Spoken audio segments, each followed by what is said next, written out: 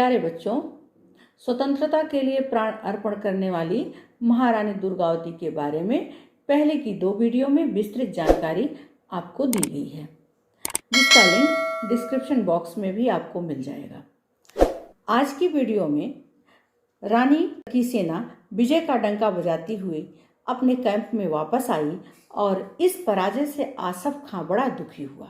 उसकी गिनती मुगल साम्राज्य के प्रसिद्ध सेनाध्यक्षों में की जाती थी और पहले वह अनेक राजाओं को जीतकर मुगल सम्राट के अधीन कर चुका था। अब एक स्त्री से हारकर वह अपना दुनिया को कैसे दिखाएगा? उसने इस बात को अपने लिए बड़ा अपमानजनक समझा और सारी बुद्धि लगाकर इसका प्रतिकार करने की युक्ति सोचने लगा। उसने नई सैनिक सहायता आने तक किसी चाल से युद्ध को स्थगित रखने का प्रयत्न किया। बादशाही पक्ष की तरफ से एक दूत सफेद झंडा लेकर गढ़मंडला की तरफ चला। उसके द्वारा आसफ खां ने रानी के पास संधि का संदेश भेजा था। हार जाने पर भी उसने संधि की शर्तें ऐसी रखी थी मानो विजय उसी की हुई हो। उसने रानी को लिखा कि वीर नारायण को दिल्ली भेजा जाए और वह सम्राट अकबर की संरक्षकता में रहकर गोंडवाना का शासन कार्य करे, तो मुगल सेना का आक्रमण रोका जा सकता है। इस शर्त को सुनकर रानी ने दूत को उसी क्षण लौट जाने को कहा। उसने कहा कि मैंने उसी समय मुगल सेना को राज्य के बाहर तक खदेड़कर उसकी छावनी में आग नहीं लगा दी। इसका एहसान तो तुम नहीं मानते और उल्टा मेरे पुत्र को दिल्ली दरबार में हाजिर होने की मांग करते हो। आसफ खां रानी का उत्तर सुनकर बड़ा लज्जित हुआ और मन ही मन आगे की चाल सोचने लगा।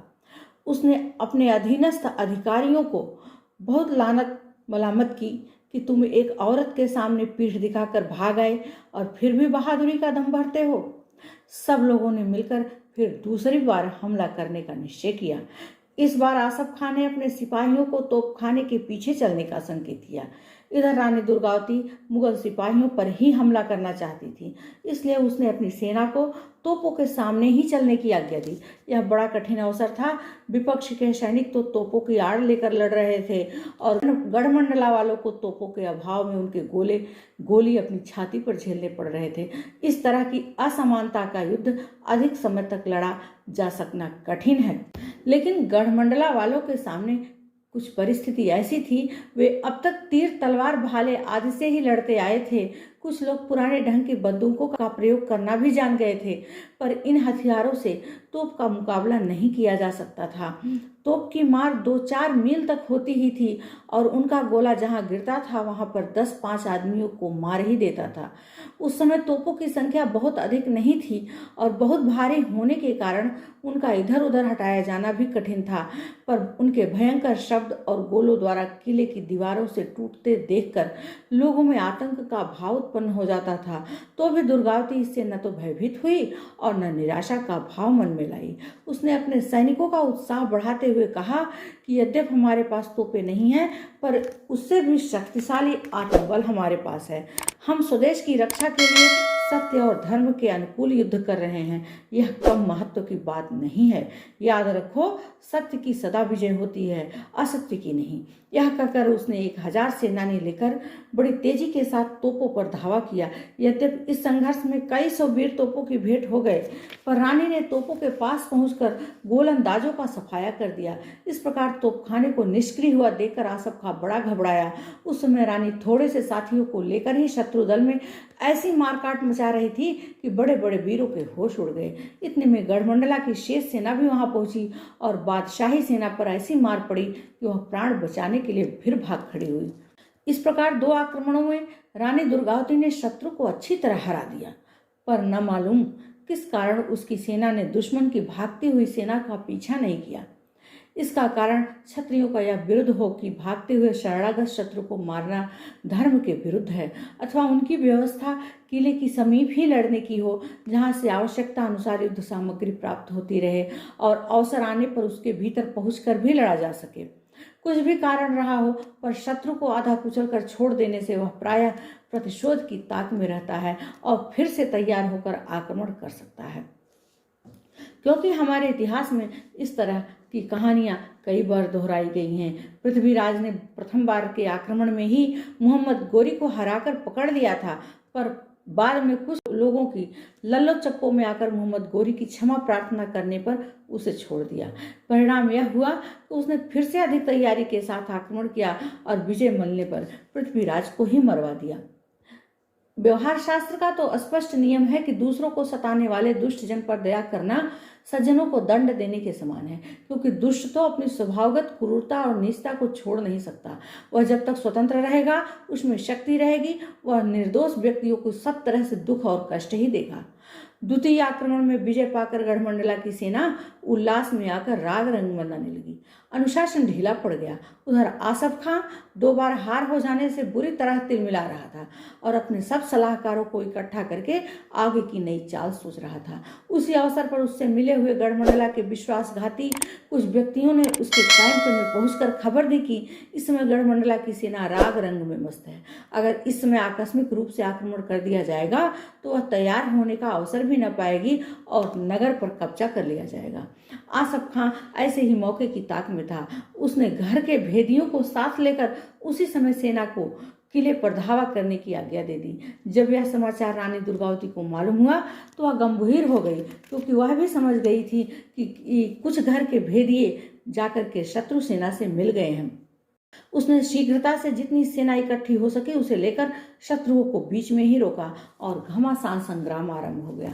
इस बार सेना में जो कमजोरी दिखाई पड़ती थी उसको पूरा करने के उद्देश्य से अपने पुत्र वीर नारायण को ही सैन्य संचालन का भार दे दिया। उसने सोचा कि अपने राजा को इस प्रकार आगे बढ़ते देखकर सैनिकों का उत्साह बढ़ जाएगा और वे अपने पराक्रम से शत्रुओं के छक्के छुड़ा देंगे। पर इसका परिणाम कुछ उल्टा ही निकला। पुराने और बूढ़े सेनाध्यक्षों को एक 16 वर्ष के किशोर के आदेश का कार्य करना अपमानजनक प्रतीत हुआ और उन्होंने अपना हाथ ढीला कर दिया।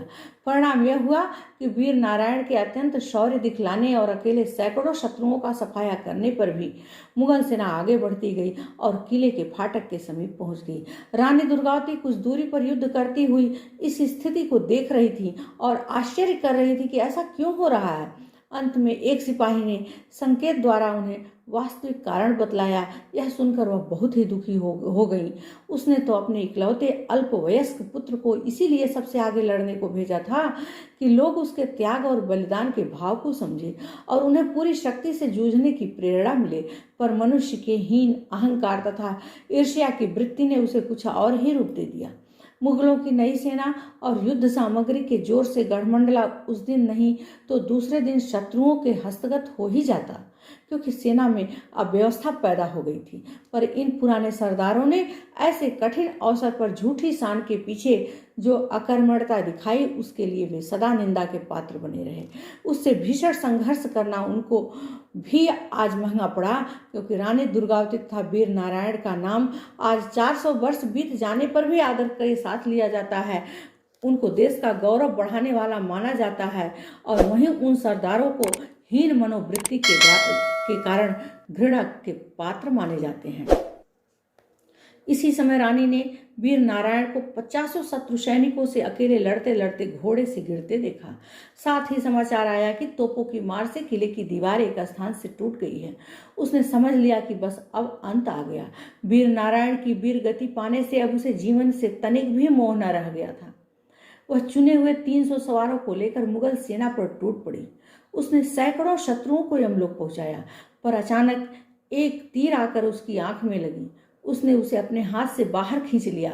इतने में दूसरा तीर गर्दन में लगा। उससे असह्य वेदना होने लगी। उस समय रानी ने आधार सिंह को सामने देखकर कहा, मैं अब रक्त निकलने से अशक्त होती जा रही हूँ। मैं कभी नहीं चाहती कि शत्रु मुझे जीवित अवस्था में छू सके, इसलिए तुम तलवार से मेरी जीवन लीला समाप्त कर दो। पर आधार सिंह इस बात को सुनकर कांप उठा और उसने भरे हुए कंठ कहा, मैं असमर्थ हूँ, मेरा हाथ आप पर नहीं उठ सकता। रानी जोश में आ गई और मरते मरते उठकर बैठ गई और अपनी कटार जोर से अपनी छाती में घुसेड़ ली। दूसरे ही क्षण उसकी निर्जीव लाश भूमि पर पड़ी दिखाई दी।